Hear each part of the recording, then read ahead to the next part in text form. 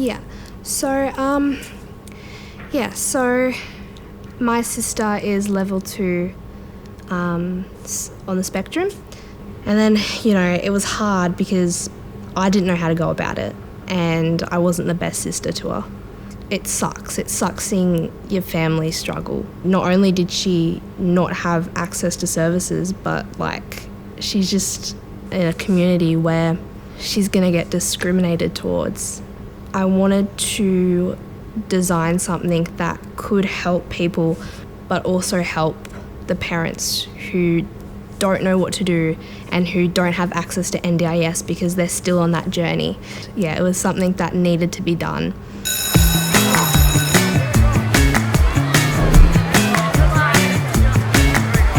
Teenagers need to know that it's okay to express themselves because there's a lot of judgment, especially on social media, around kids being kids.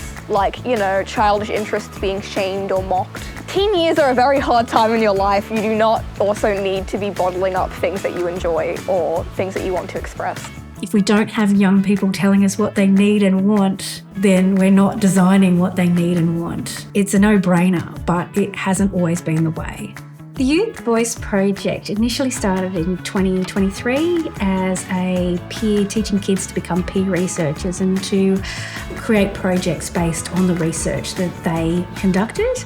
It evolved. At the end of 2023, we realised we had 4 great projects that could be taken further. This year we've been working with them to develop projects and deliver those projects in the community through a process of co-design, which is working with other community members and organisations and other young people.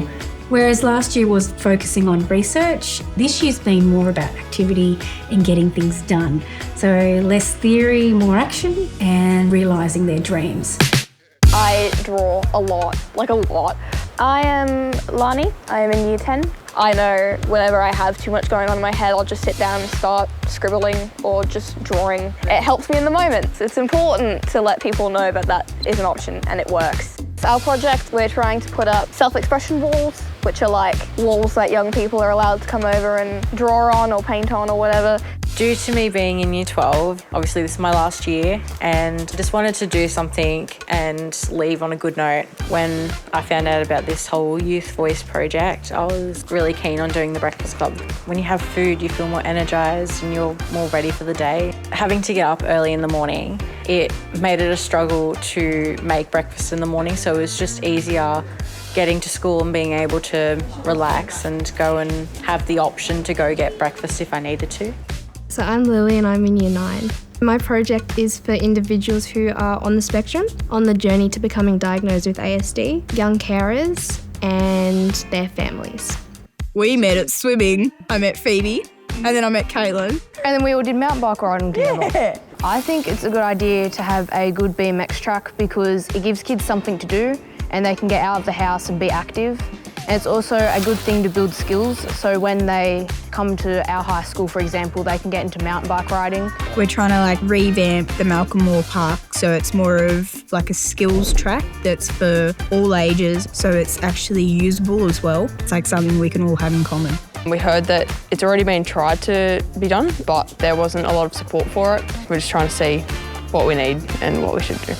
Basically, we're going to do 2 things today. So we're just going to talk about what information do you need. The meetings that we ran with the students this year, we helped them develop project management skills. We helped them work out how to break their projects down into small bite sizes that were manageable. So in today's session, we were talking about data collection and specifically surveys and questionnaires, tips for how to make an engaging survey and also some pitfalls to avoid. 5 to 10 questions, that is a perfect size survey. No more than 15 questions, that's about how much attention most people have. We gave them an opportunity to test out their projects and develop some questions.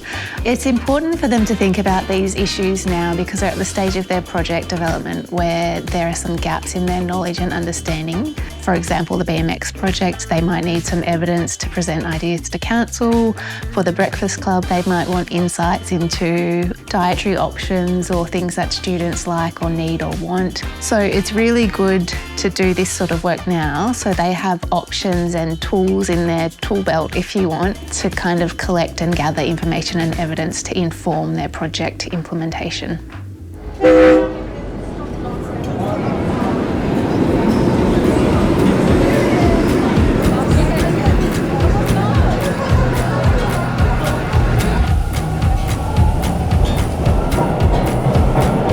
In March, we took the students to Sydney. We caught a train up. Very early start at Bomaderry. It wasn't that early. It was like 9. Early. We caught the train. Yeah, that was pretty cool. That was good. No, Phoebe loves trains. I do love trains. Yeah, we went to Central. We met with a bunch of people. I think we got on a tram somewhere along the way there. Some of the kids hadn't been on a train before, which I found surprising. And then some of them had never even been to Sydney before. So that was I think a lot of their minds got blown. They got some good travel training using their Opal cards. And then from there, we went to the Uniting office where we met with the Uniting's advocacy team. You got to think about what do you want to win and what do you want to change. The idea of a campaign is that, no, you've got to bring people with you. Help them understand why what you're fighting for is worth it and that we can get there together. It's also working towards a goal. I think a campaign, you want to win something, it's really important to always have in the back of your mind, that's what we're working to at the top of that peak. And everything I'm doing now has got to step me closer to there. The Uniting project talked about like the steps you can take to like get your project along the way and how to present to like someone you might need to talk to, and we brainstormed who we needed to talk to. And how we pursue the project with the data that we had collected. And then we talked about our projects and what we were doing. Uniting also talked about getting your projects out there more and advocating for them, especially. People at Uniting giving the advice on how to confront services and how to kind of build my way up to the top and to the bigger people. Oh, it actually helped us create our motto, turn the dumps into jumps. I also designed a sticker actually. Oh yeah, you want to see the sticker? Yes. It's really cool. You might have a specific idea, but no direction, no tactic, no strategy to get to that point. And I think that this provides them the tools to think that through and really map it out. Knowledge is power, relationships are power, experience is power.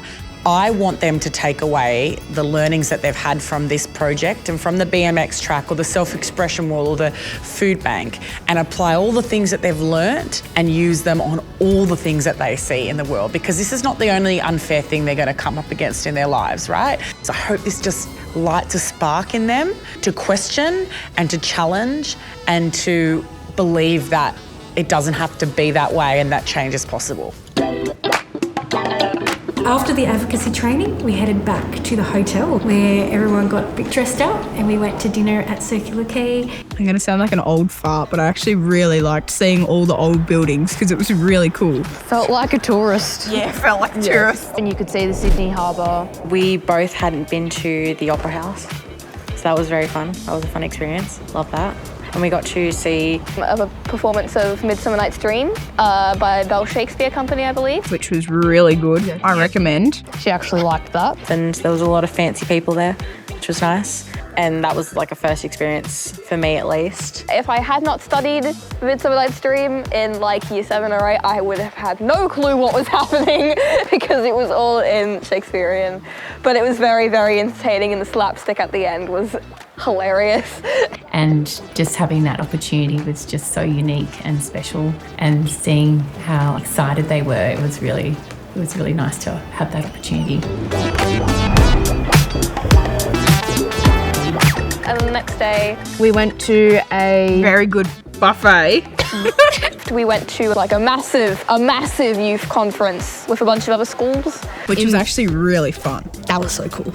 That was insane. It was a huge, overwhelming experience going there with many different schools. We all filed into the big lecture conference hall with like inspirational speakers who told their stories about how they became a leader. It was a very exciting day. Some of our kids got to meet students from all over the state.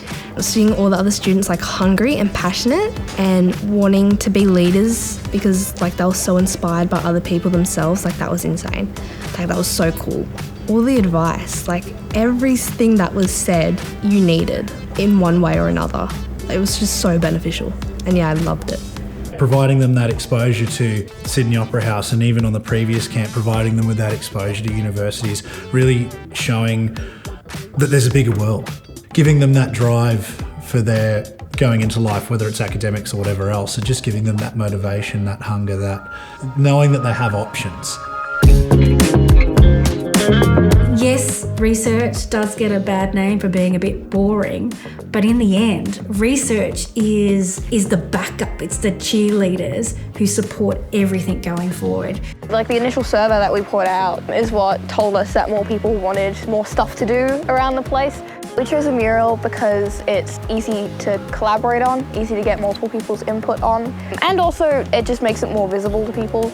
The Creative Spaces project, they have been working with Jervis Bay Maritime Museum and some local artists. So they identified the need for more creative and accessible arts available in the community. They've gathered other young creative students in the area and brought them together, and it looks like it's going to be an exciting mural. Our project has progressed, including progressing from 3 days a week to now 5, and a wider range menu with dietary requirements, toast, Milo, sometimes cereal, and toasties on Fridays. We sent out an online questionnaire to the whole school. We researched how many kids did go to breakfast club. 100 on the best day, 50 on a slow-ish day. And then how many kids actually had breakfast in the morning. What would they like to be in the breakfast club? And then we got the statistics with people not having food throughout the day, which gave us motivation to create the to-go lunches. We have invested the grant money into purchasing some equipment for the breakfast club, including a brand new fridge and one of those fancy hotel toasters. And that means that breakfast club is not only 5 days, but it caters for everyone. There's such a big stigma around people on the spectrum. There's so much discrimination. Their disability does not define them. And I myself just got diagnosed with level 2, and I'm sitting here today. I think that just says so much. So Lily Rose's project has been looking at the welfare of young carers, especially young carers around her own age. It's awkward talking about intimacy in relationships to your child in general. It's kind of something that you swerved around. I know my parents swerved around that. So tonight we are looking at an aspect of my project which is around parents and how parents can give support to their child who's on the spectrum. This is what a relationship is, this is what intimacy is, this is the wrongs, this is the rights. It's a big issue and it needs to be solved. We will be doing a zoo trip where we've got some young carers who are getting a day off, getting respite, getting away from the stresses of home. So I took 3 young carers out to Mogo. So it was nice to hear their stories. It was nice to see them have fun. They really liked it. Yeah, they liked just not having to worry. One of the mums saying how much her son needed it. I did this because of the lack of information that I had. And now that I have this information, I can step out and I can empower other people to say that, look, that's not on. That's not what it's like. I have a sister who is so smart, who's so intelligent and is brilliant. Everything that you say does not apply to her. And you really need to get to know the people who you see.